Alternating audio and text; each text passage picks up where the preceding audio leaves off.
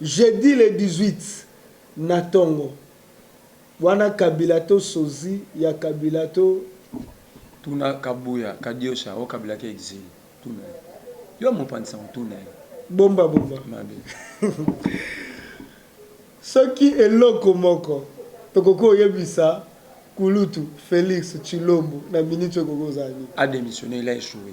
Président Seigneur Koza pour nangai président Seigneur faut la formule au Martin Fayulu lobby pour éliminer les hommes forts. So batie docteur Denis Mukwege. Ça je vais accepter. Ou accepter. Tande ba melier sur na union sacrée. Oh tande ba melier mukeba. Ba melier le rôle la maille. Il y a tagi pomme yo te maille. Yezaki bazolia monnaie to so la to sa émission to réfléchir ba melier kuna na pas de la nation. Ba fanda ba melier wana na melier. Fatina Peter Kazani nangobela. Soki batie Kulutu Gabriel Mokia. Na muta tout arabada mitu wafinga bana TV chaya. Poni mino osabi soboy. Muta tsa mutu ke soko meki to na roboma yo na TV. Ozo muta bongo pese mo. Sans pouvoir au Canada, tout ce qu'on a vu pouvoir. On est à partir, et puis comme on a mon bégon Migolo, et puis comme on a bégon, et puis comme on a bégon IDPS, ignore pour distraire la population en souffrance, IDPS sensible. Il y a le monde n'a pas tout normal, on a dit père, il y a Chichi, on a dit fils, il y a Fatih. Ouah qui n'a pas de Fatih Rosayane. Tala papa wana, camarade de Fatih Fatih Rosayane. La télé voilà. Est-ce que na moko mukonzi mo na droit au fait sauf là bala sérieux na moko mukonza ro fait déjà moi ro fait le peuple souffre, nous n'avons pas l'eau ni courant to monaka ni Mobutu c'est quoi Mobutu atika fêter maman Antoinette c'était tango za guerre maintenant on assisi ba guerre nyonso maman bobula da na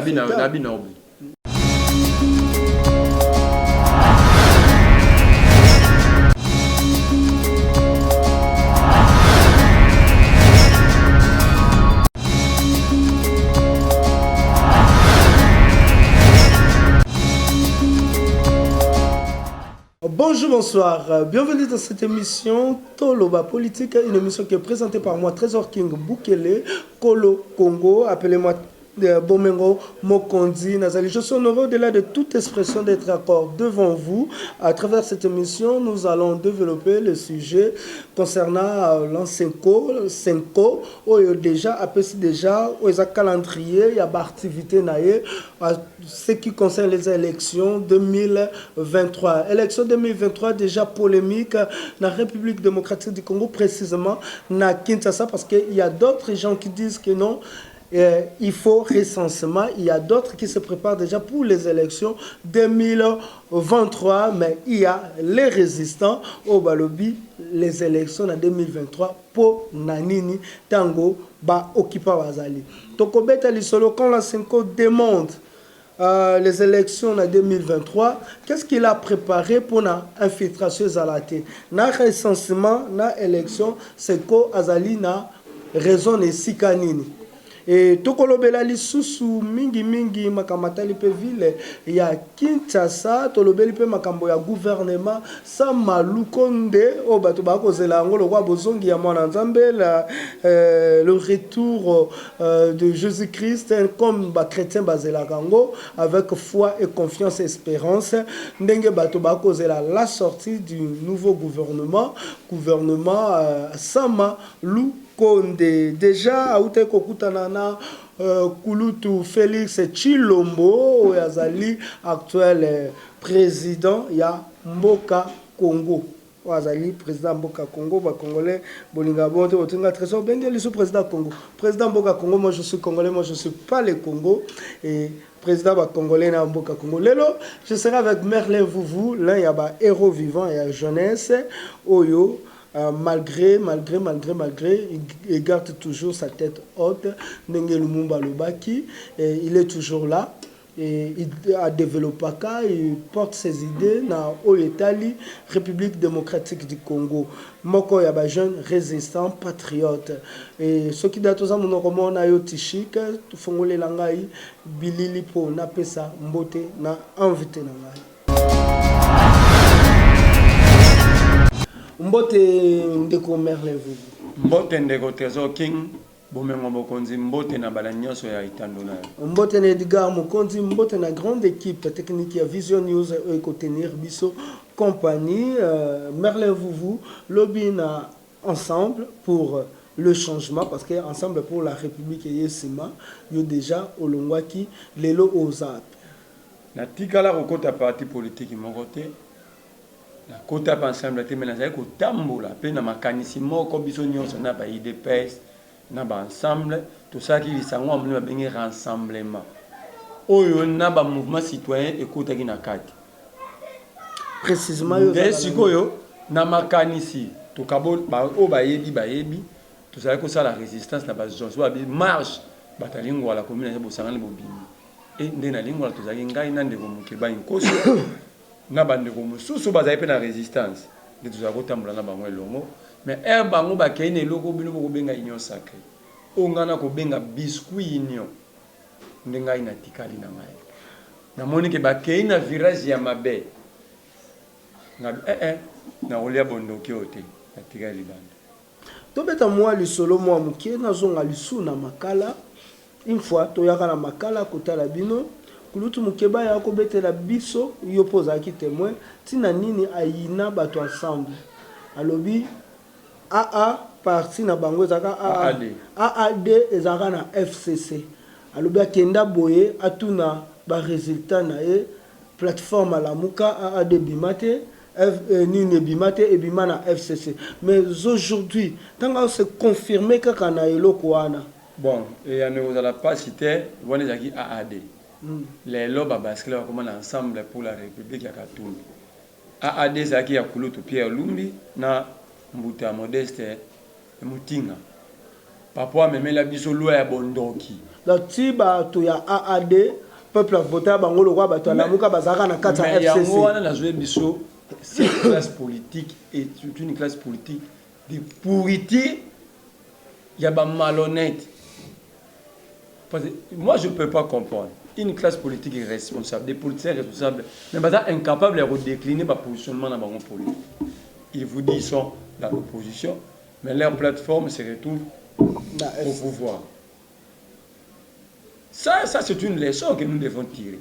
Mais wana mukeba ya lobango kana makala je me rappelle bien tous arana penge ados ndombasi mais boye netando ikena bimata lobake non AAD zarana FCC je suis député AAD zarana FCC bilo musunete ngona na bango ngaza député kuna te na zape mona bango no bibo ndo tamula mais to tamula na kati ya demoko na kati ya résistance na bato FCC idemo na bitumba na bato FCC mais kokota na bango na regroupement wana kokende okoma ba candidat ni de loin ni de près. Moi j'ai constaté seulement que Baza candidat il soutient le candidat commun Martin Fayoulou comme c'était l'objectif de pour terme. Bah député ni ce qu'on se souvenir quand il dit ça toi na makala déjà élection leka aloba ya monté avant député provincial. C'est le Obama qui peut-être fait on va tirer ma conséquence. Maloba qui est monté. Dans les années député national il y a provincial il y a FCC. Député provincial il y a FCC AAD mais qui s'est retrouvé dans la majorité. Il y a Kabila. Mais il y a un sous couvert il y a parti opposition, règlement opposition. Et dans l'Assemblée provinciale il y a 3. Il y a comme ministre de la jeunesse, commissaire à la jeunesse, Paulin Iloa, na rapporteur et l'Assemblée provinciale, Maman Mouting. Na Assemblée nationale, Assemblée nationale, il y a des bâtiments sous terre, mais sur la terre, bien, na Sénat, Bakoza, na Moutou, comme on a docteur Molichou. Comprenez qu'il y a un fait politique. Il y a un moment toujours, je l'ai toujours dit dans toutes mes émissions, que le Congo est victime de sa classe politique, de son élite. Bato batangi classe. Au fait, ça la tableau moko propre ya Congo. Ça la solo ya bien pour la Congo qui est avant. Bangonde bakota na basal pour ya modèle. Et so ba dans l'étandoïque, bako c'est la kaka ba Rwandais na ba Ougandais. Mais les Rwandais et les Ougandais profitent de notre faiblesse, de notre malhonnêteté. tant que tu es faible, tu as détruit le pays na biso moko. A diffé, songa la sali ndako na sécurité, moyibi okotande. Te na sali ndako na sécuriser ngo bien, ata na che garde te, na toka ndako na banti vol na kangaka ngo bien, na contrôler ngo bien. Moyibi okotate. Pour moyibi okotate, n'est-ce pas que tu le même dans la vie spirituelle, sur une doki akoti na le banda kono se ki ya porte d'entrée. Nous, l'élite congolaise, la classe politique congolaise, bangonde baza porte d'entrée, il y a destruction en mboka. Et pour nous dévier biso, même biso tout droit na Rwanda na Uganda. Occupation rwandaise. Occupation ougandaise. Occupation ougandaise. Nous sommes d'accord. Nous sommes d'accord que le Rwanda nous occupe. L'Ouganda même. Mais que faisons-nous maintenant pour sortir de cette occupation? Tout la question de la politicien, nous sommes là. D'ailleurs, tu as vu le communiqué, il y a SCC. L'SCC dénonce les promesses non tenues. Il y a instauration, il y a paix par Félix Tshisekedi dans l'Est. Communiqué à l'eau. Et c'est ça, bien à deux si. Merci, comprenez que je l'ai tout.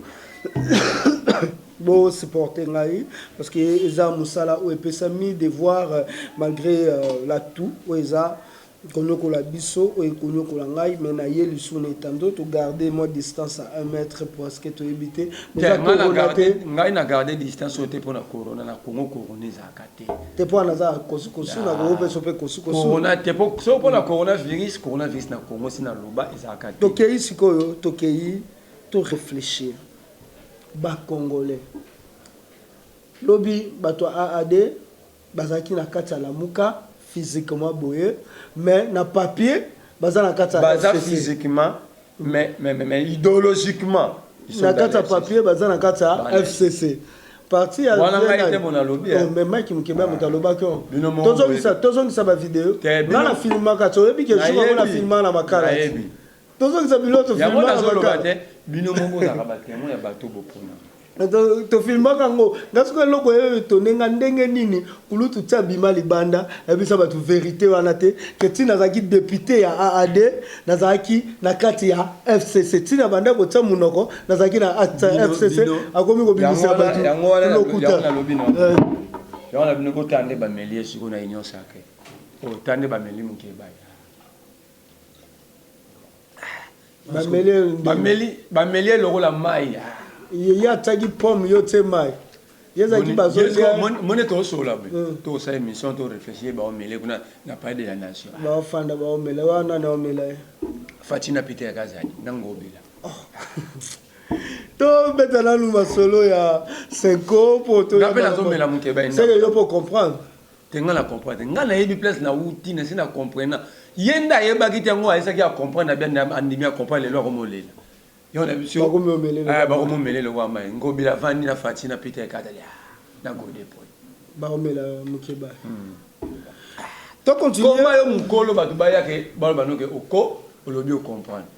Donc cela veut dire tu acceptes que nous sommes ça qui avant au milieu barati. Dans l'ignorance. Dans un qui ignore complètement. Donc amié bagine. Donc attends on pense à la lelo c'est to ko faire confiance. C'est que l'autre personne ko tuna ba comprendre. Donc on va faire les lois ibakote. Voilà les politiciens congolais. Comment un responsable de la République oise me mis charge tabadba mon na vantir hein.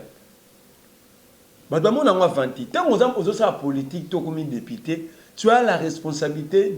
Il y a des millions de vies à battre. Ils ont présidé, ils ont décidé sur l'avenir de millions d'individus. Mais nous allons comprendre. Donc, on dit combien de personnes combien de personnes déroutées député Moussouya Lamuka, Baza Lamuka, mais bon, on a besoin de décision cash. Cause on a battu cash. Mais on a félicité. Félix, c'est un dictateur bien construit. Mais nouveau Jean-Marie Kassamba. Nouveau Jean-Marie Kassamba. On est Jean-Marie Kassamba télé 50 ans à Kabila. Député à la Mouka. Et les gens sont députés. Il y a un ami quelle est la loi qui l'autorise de présenter les émissions? Mais quand il reçoit des invités, combien de fois il y a un débat? Il est présentateur. Oh, que Banda Bimi député. Moi, je ne pense pas. Vous êtes journaliste, même des enquêtes. Enquête au monde en a France 24. La Monaka Ayamba sénatrice. Mais tant Ayambi, n'a pas présentateur, n'a invité. Ils ont ma solo. Qu'est-ce qu'on appelle l'émission? Voilà, place Botika Congolais un député qui est censé créer des lois, lui-même vient violer les lois. Vous appelez ces gens-là des députés. Yem dans sa mibego, pour tout ça là. Mais il y a un vendeur qui a un ce qui est sur la présence de l'Assemblée nationale pour te permettre de gouvernement pour aller Ebimate. Les lois, Eliezer Abima député à la Mouka, mais nous surtout à l'Assemblée nationale, na compte ya cash. Donc il veut dire physiquement, en fait, c'est un député qui est malhonnête, qui n'est pas correct envers lui-même. Envers lui-même et envers la République et envers le bateau qui finance une campagne dans une élection. Parce que nous avons candidaté tous les candidats ensemble pour les changements. Il y a Katoum qui a foutu caution. Nous avons foutu caution. Après, même après nous nous douté, nous avons besoin d'une partie matérielle de la campagne. Au communes assemblée, au Bimi. Si vous avez un procès, vous avez un regroupement. Le bas officiellement perd des sièges. Voilà la malhonnêteté. Azobanga perd des sièges, il est de tel camp, mais il est de tel autre camp. À la yé, Azobanga officiellement soit lobby, la loi veut qu'on perd des sièges. Il y a un monde qui va convaincre Félix va violer la loi. C'est là que FCC va critiquer FCC. Il y a la mouka zo critiquer la mouka. Accueilli qui va convaincre Félix va faire porte pour la corruption, la malhonnêteté dans l'Assemblée nationale. Bateau va s'en au salaire mibeko. Il y a recontrôler l'exécution mibeko. Il y a recontrôler le gouvernement. Mais limite va violer la loi. Le mandat des députés est commis personnel. Et le moins des mandats, il y a regroupement. Donc, les lots maintenant députés, même à l'émon à IDPS, à Zamoutoua, il y a la Mouka, à repère des CHT. Donc, les députés vont commis électron libre, sans contrôle. Mais les députés, nous sommes en train de salaire.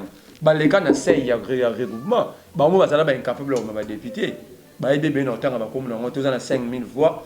La liste de 14 000, comme vous avez dit, les premières listes de la commission députés. Maintenant, quel bilan n'y pour le regroupement? Voilà ce que Félix nous a dit. Est-ce que les lots, il y a un gouvernement? Parce que le gouvernement a bimaté. Premier déficit en Boka. Le pays n'a pas d'argent, mais nous prenons 2 premiers ministres en charge. Dès que vous vendez à Mboko, vous avez un bon côté, vous avez un batouté. Natua, pas un foutu, vous enseignez, Guilouano. 5 mois d'arrière, 500 enseignants. Félix a béli qui gratuité à l'Obasigo. Au béli gratuité, on dit que nous n'avons pas de féliciter. Non, c'est une classe gratuite. Gratuit enseignement. Moi, on n'a pas autant. Mais nous avons besoin, moi, on a autant au fait la classe à solo. Formation, ça va bien. Attends, on a des conditions bien. L'État n'est pas capable de m'enseigner en charge pour m'enseigner dans la volonté, autant que ça va bien. Si on n'a pas 5 mois payés, c'est Guilouano qui va payer. Merci Marlène. Vous avez un gouvernement. Le gouvernement est bimaté. La réponse elle est claire. Union sacrée au Bassagani. Pour la sauver Mboka. Mais tout le monde a bataille des postes.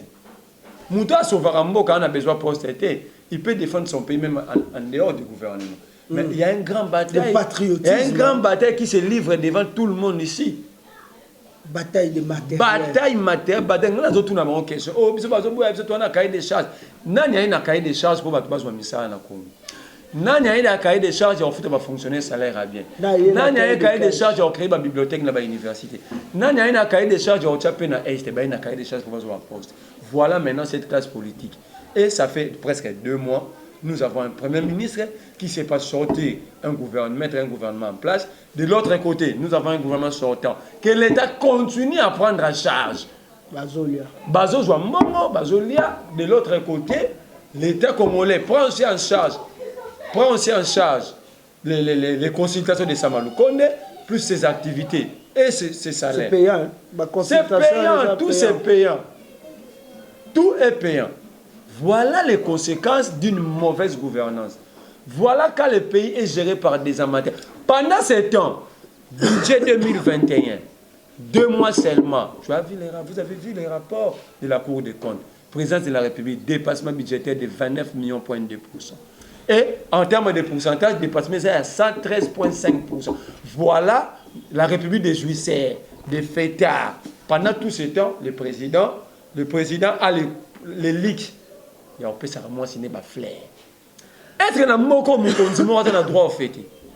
Sauf que là, c'est sérieux. Dans mon corps, on a fêter. Déjà, moi, le peuple souffre. Nous n'avons pas l'eau, ni courant. Tout le monde a Mobutu, c'est quoi Mobutu?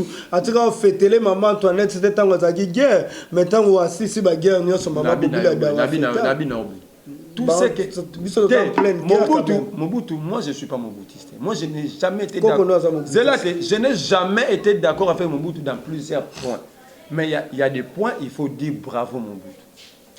Merci. Mobutu vivant, le petit roi ne pouvait pas nous manipuler comme il est en train de nous manipuler. Attention, Mobutu, il nous a construit ce que la tour, on a parlé du peuple, l'air TNC, Pont Maréchal, Inga, tout le reste là, c'est Mobutu. Qu'est-ce qu'ils ont construit? Bon, Merlin, tu as nous gouvernement il pèse 80 personnes pour 8 postes. S'il vous plaît. Gouvernement Lelo. Est-ce que ça là qui a une majorité? Est-ce que pour Lelo AAD. Au Saint-Esprit dans FCC. Ce qui est au PC pouvoir, il y a un esprit à FCC pour aider dans FCC. Ça m'a le connaît FCC. Bati Lukwebo, FCC. Mboso Kodia, FCC. Mboso Kodia, nous la même papa Wemba de génération à génération. Aouti MP. Et puis tout le bano bango bataille IDPS babi qui va bundi sa Mobutu. Bango bazo bazo lo balelo tout tout tout mo bana Mobutu banan basala charte MP. Ils en a parti nit. Ce n'est pas Tshisekedi singa outu. Il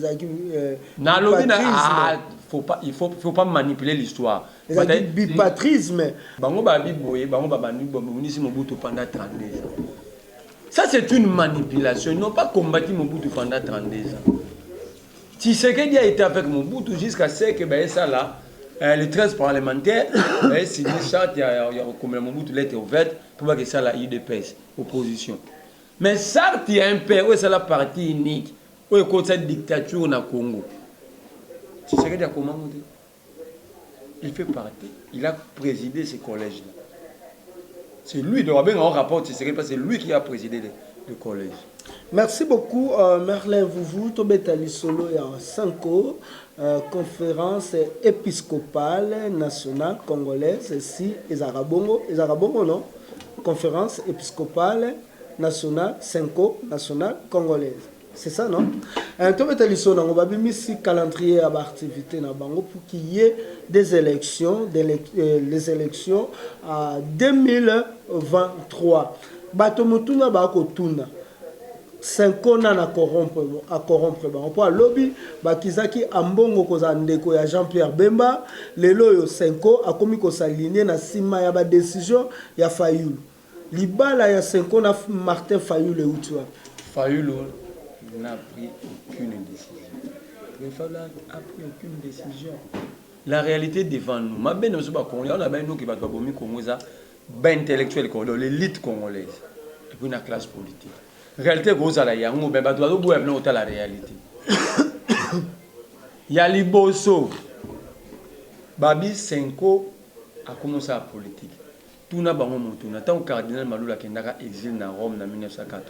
L'IDPS était créé. Quand cardinal Malula était allé en exil en 1980 sous Mobutu. Voilà l'IDPS si c'est dire que ça la charte impériale pour la dictature. Dans l'année début 80. Cardinal Malula telemiao IDPS a sali c'est que des sali charte impériale babi parti moko kana mboka. Aïbérité que yemo souffrir non. Qui est derrière président Martin Fayulu? Le peuple. Derrière la banque, c'est le peuple. Le peuple. Point barre. Le peuple qui est en train de souffrir. Et puis, il y a mis balai. Tant que l'église catholique a la marche à chrétienne, on a des pour ouverture à la conférence nationale. L'église catholique a toujours accompagné l'État, le peuple congolais, disons.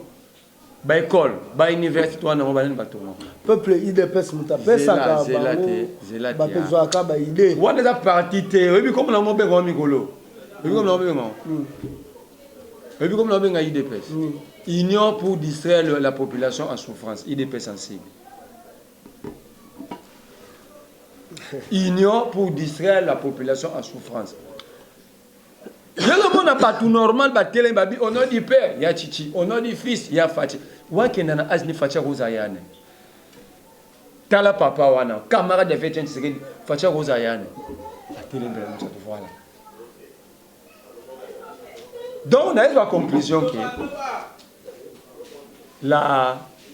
l'incompétence, l'immaturité, l'amateurisme, c'est une maladie très contagieuse. Très contagieuse, transmissible à tel point que tu ne peux pas comprendre. Vous comprenez? Donc voilà. L'IDPS, c'est un parti à jeter. À jeter. Quand vous avez un responsable comme moi qui n'a moi, je ne pose pas la question sur l'UDPS. Attends, alors qu'il y a parce que maintenant, je rentre à la 5O. L'alternance falsifiée que nous avons eue ici, ce n'est pas la 5O qui nous a accompagnés. Etienne Tshisekedi a Koufi le 1er février 2017. Félix Tshisekedi, appuyé par Moïse Katumbi, le pêcheur millionnaire. Oh, Félix a comme présent ensemble la commission. Félix a bien 3 marches, Akima 3 fois. A bien 3 marches, Akima 3 fois. Il y a les bossons dans le mois de mars. Akinawa qui a dit ça, na inagozi na avion na Ethiopia Airlines. Inagozi, le quoi, amateurisme, inagozi a saigné bakanga photo, bakanga inagozi a publié. Inagozi a publié, moi, a bigoté la mounamna bengam no marche. Tout ça n'a pas tout Addis Abeba. Deuxième marche dans le mois de juin, Félix a traversé à Brazzaville. On était par terre, l'opposition était par terre. C'est l'église qui prend prétexte derrière l'accord signé à Saint-Sylvestre et à Saint-Co. Babi, si vous n'appliquez pas cet accord, nous allons agir. C'est là, nous avons vu les prêtres, les sœurs religieuses. Thérèse Kapangala, était-elle politicienne? Aspirante. Baboumé na combat point. Baboumé point. Rossi Akoufa na baba to na kata église. Na 5 église. Na kata lupango église. Liboso ya Saint-Benoît. Na kata kotisa ki avec ça c'est liboso. L'église s'est sacrifiée. Pourtant soit peut soit alternance à l'okuta oyo. C'est l'église catholique. Nous ne pouvons pas être ingrats jusqu'à ce point. Qu'est-ce que l'église a dit de mauvais? L'église dit il faut des élections. Tout chaque Fatih a gagné l'élection, tu as gagné qui était. Mais en démocratie, c'est un pas. Première fois dans le Congo, tu dis alternance. Falsifié ou pas, mais il y a alternance. Pourquoi faire un pas et chercher à reculer de 1000 pas?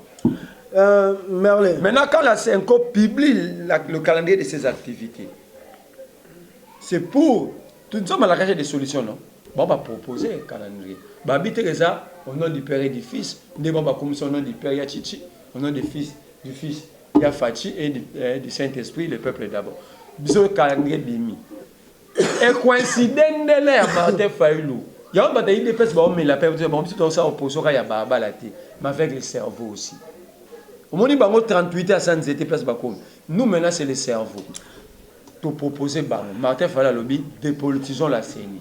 Influence politique, il est qui trop, il y a un résultat à Mabé à chaque fois. Il ne faut pas à chaque fois que tu nous en as l'élection, il faut pas te faire. Deuxième chose, Martin dit, il faut que Kester et CENI, à Outara, pas comptable d'État. Il y a déjà une expertise complète de la comptabilité publique. Vous comprenez? Troisième innovation, il faut que la présidence soit rotative. Salaire de la présidence CENI, président CENI, à la Ramona, vice-premier ministre. Est-ce un vice-premier ministre n'est pas acheté de bureau dans la Sombi? Hôtel Castello, Babato, plantation cacao, il a l'élite même de recruter des experts. Il a un salaire, mon président. Et il y a il y a président, il y a président Seigneur. Maintenant, quand Fayoulou dit ça, alléluia, amen. Constamment, tu as un non-chèque. Alors, à représenter la réforme sur la CENI, il dit pour le président CENI pour la motion. Nous sommes à la recherche des solutions. Chaque intellectuel conscient. Pour le président CENI à cause. Pour le président CENI, il faut la formule au Martin Fayoulou à lobby. pour éliminer les hommes forts. Ce bâtiment docteur Denis Mukwege. Ça, je vais accepter. Vous accepter. Parce que Mukwege, c'est là. Denis Mukwege, il n'y a pas de débat. À part à démontrer capacité, il a pris Nobel. Il a pris Sakharov. Il a pris Nobel. Il a un patriotisme. Vous avez vu Denis Mukwege refuser les vaccins, refuser démissionner même l'équipe à riposte. Pour la qui a falsifié les résultats à laboratoire. Voilà quelqu'un qui est conscient. Personnalité. Tous les restes des passés qui voient. Ce Kofi Olomide. Rêve n'est pas comme président. Nous répondons en gros. Les pasteurs des églises de réveil, plus les musiciens, ne sont pas dignes de diriger même une petite institution de la rue au nom de la République. Ce qui battait Kouloutou Gabriel Mokia. Mouta tout à rabadami, tout à fin à banate, faut chaya. Pour ni mino osa bisobo. Mouta ça mouta que soro meki tout on a robo mayo na TV. Oza mouta bongo pese mo. Sans pouvoir aucun aboma mouta ce qu'on soit du pouvoir. Mais là to kende télévision pour mes angonga ezali ngonga ya makasi to meka ko s'il te plaît. To meka ko poussa réflexion la biso mo muke. Bolobi 2023 Félix Azana pour ça organiser l'élection. Bobi ata miracle mbongo peut organiser peu l'élection exact. Or, tout a deux sortes de financement. Financement mboka na libanda. Ce qui les loyo to commis en 2023. Félix a accepté financement ya bato libanda organiser l'élection. Abimi le sous-président de la République a kangi bino na koyebisa bino ke tango biso to bande ko préparer base bino bande ko se distraire na glissement boko mona te maloba na bino ko kanga bino po bango ba bibaza déjà ko se préparer pour l'élection 2023 mutuna na weza kitoko mino biso on a posé te ka faire cette élection pour alungu ça ils ont engagé nga tu on a posé mon tour aux pouvoir Félix Alongo karaté comme peut cette élection bien à Rolongo. C'est à nous maintenant dans quand la biso tout travailler, tout préparer, tout s'organiser pour tout le battre qui va tricher. Donc vous avez posé des cas tricheries à te. Ce qui Félix a gagné, c'est à nous de travailler pour empêcher la tricherie. Ça c'est pas Félix de nous montrer comment travailler. Là, ce n'est pas Félix de nous montrer nous l'opposition comment travailler pour empêcher la tricherie. Ce n'est pas à nous aussi de montrer à Félix de travailler pour tricher. Nous demandons à Félix de nous organiser de meilleures élections pour entrer à l'histoire. C'est à lui de voir s'il a le sens de l'histoire. C'est à lui. Mais sur cette élection, tu n'as pas de réponse. Alors, il faut nous porter à soulèvement. Nous sommes prêts. Motuna na ngaske zabu. Ce qui est malamu. Félix on a répondre. Ce qui fait ça, c'est l'élection. Qu'est-ce qu'on a hypothèse de cette élection? Je dois avoir jamais Kabunti. Ce qui est le 31 décembre 2010, politique, mais politique. Nous allons sortir, descendre dans la rue. Et ça sera la libération du conseil à Félix d'écouter la sagesse. De ne pas chercher à toucher au fait. Nous sommes prêts. Nous sommes préparés à toutes les éventualités. Wana kanga ya mou, bombe mission comme produit. Ceux qui veulent les élections, le ciel va regretter. Le ciel regrettera. Le ciel regrettera. D'avoir créé Félix. Non, d'avoir passé par le Congo. Parce que le ciel sera noir ce jour-là. Donc le ciel regrettera d'avoir passé au Congo. Bon, tokende kaka. Toujours na cadre ya makambwana. Lelo toko mona ngai na yo toza libanda te. Bandeko bazana pouvoir ba multiplier ba chaîne à YouTube. Ba multiplier ba chaîne à TNT. Ba multiplier ba parlement debout. Ba multiplier formol. Au peuple lelo na sisa ba olobenga ngomboka elengi. Ba okosomo ondimaka mboka elengi. Mobala biso maman si ta maman avait supporté 9 mois, avait eu 9 mois pour supporter les caprices de ta grossesse, moi j'aurais 99 ans pour supporter les caprices de ton amour. On comprend qu'il y a un sayo, mondimi kaka. Sikoyo, ce qui est là fandi, na makambuto bango bosa, na malamuto na mabe, baobi otanga mutu oyo na minuto aza na hauteur ya Félix. Non, pour ce tout pas là-bas. na l'autre qui est la présidence, tout le na terrain. Surtout la présidence. S'il y a des élections transparentes, Martin Fayulu va battre Félix comme un bébé. Jusqu'aujourd'hui. Même maintenant là. Si nous travaillons pour installer pas le parti, moi je ne suis pas de décider. Travailler pour conscientiser les Congolais. De regarder la réalité en face. La souffrance que nous endurons ensemble. Pour chercher les changements ensemble. Pour chercher des solutions ensemble. Martin Fayulu va battre. Aujourd'hui, on dit que s'il y a un politicien crédible qui est resté au Congo, c'est Martin Fayulu. M'a dit c'est presque tout le jeune. Mais il y a une émission qui est vertige dans la opposition qui proposé des documents. Yo ce qui nous doit aider parce que la TV critiquant. Bah besoin mais c'est pas fini.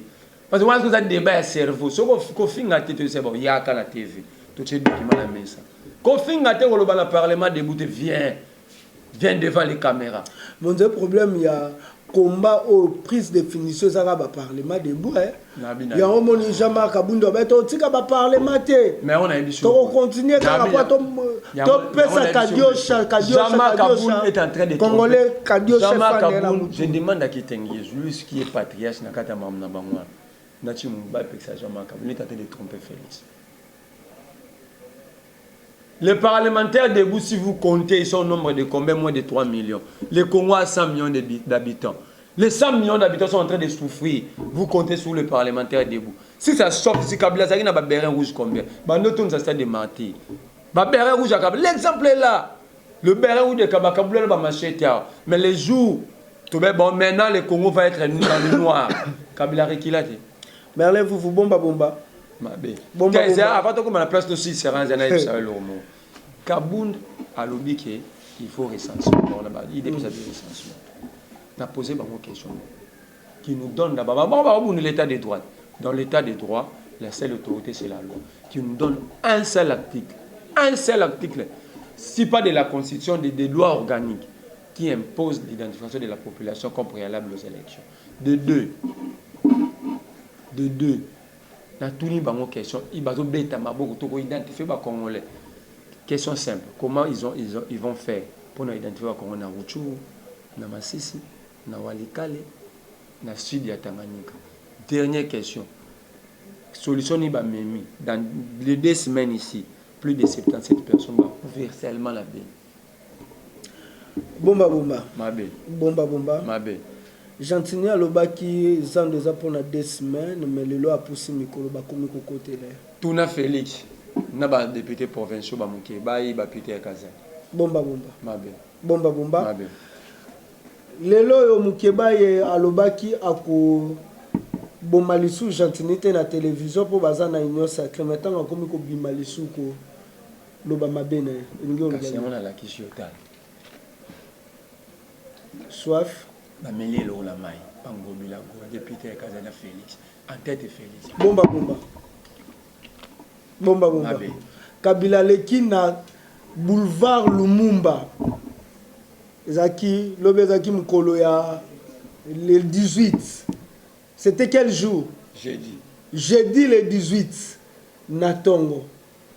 Wana Kabila to sozi ya Kabila to Tuna Kabuya, Kadiosha, o Kabila ki exil. Yo mon pan sans tout bomba ce qui est loko moko tokoko yebisa Kulutu Félix Tshilombo na ministre Gogozani a démissionné, il a échoué. Merci beaucoup. C'était l'émission Toloba Politique avec moi, Trésor Kirbukele, votre Momengo Mokonzi Nazali Munkwa Congo. Merlin, vous numéro de téléphone et mot de la fin pour l'émission ou pour la combattre. Parce que le combat continue. L'émission est allée qui toko. Na rosenga na bakongo mani babonga. Mikolo zo ya biso to kokita na ba terrain. Toujours banda yango, toujours kita na terrain ko sola na bakongo mani. Ko bisa bango. L'élection est la fin du monde, mais c'est une vie démocratique. Où c'est là que le pays est dans la crise. La constitution a besoin de lobby, on a exposé des motifs. Depuis 1960, le Congo est confronté à plusieurs crises, entre autres la contestation des institutions et de ses animateurs, donc la crise de légitimité. Surtout ça, l'élection, malé mais tout kondima te faire élection ce gars pour quitter alobaka tiki numéro de téléphone plus 243 89 31 20 022 plus 243 89 31 20 022 sikoyo mukebai bamelie boye Gentine bavana feli baolia baosolola mon cher ça nous faut quand même etala mukebai ayi pas pesi muninga gode pas meli mukebai. Merci beaucoup à moi, Trésor King Bukele. J'étais honoré de vous présenter cette émission. Qu'est-ce que je vais vous dire? On se retrouve prochainement dans un autre numéro de l'émission Toloba Politique. Merci à toi, Tichik Mukelege, qui est derrière la caméra. Merci à Monsebat au montage. Merci à la coordination de Vision News. Je vois Edgar Mokondi et moi, Trésor King Bukele, à la présentation. Merci à tous les Congolais, à vous tous à vous qui soutenez Trésor King Bukele, vous qui conseillez Trésor King Bukele. Je vous aime beaucoup, je vous amour love. Je suis Congolais, tu es Congolais, il est Congolais, nous sommes des Congolais, vous êtes des Congolais, mais on se pose la question, est-ce qu'ils sont aussi des Congolais ou ils ne sont pas des Congolais? Parce qu'aujourd'hui, jusque-là, on ne retrouve pas, on ne dégote pas quelque chose de Congolais, Nakat Nabango, et je vous dis ciao.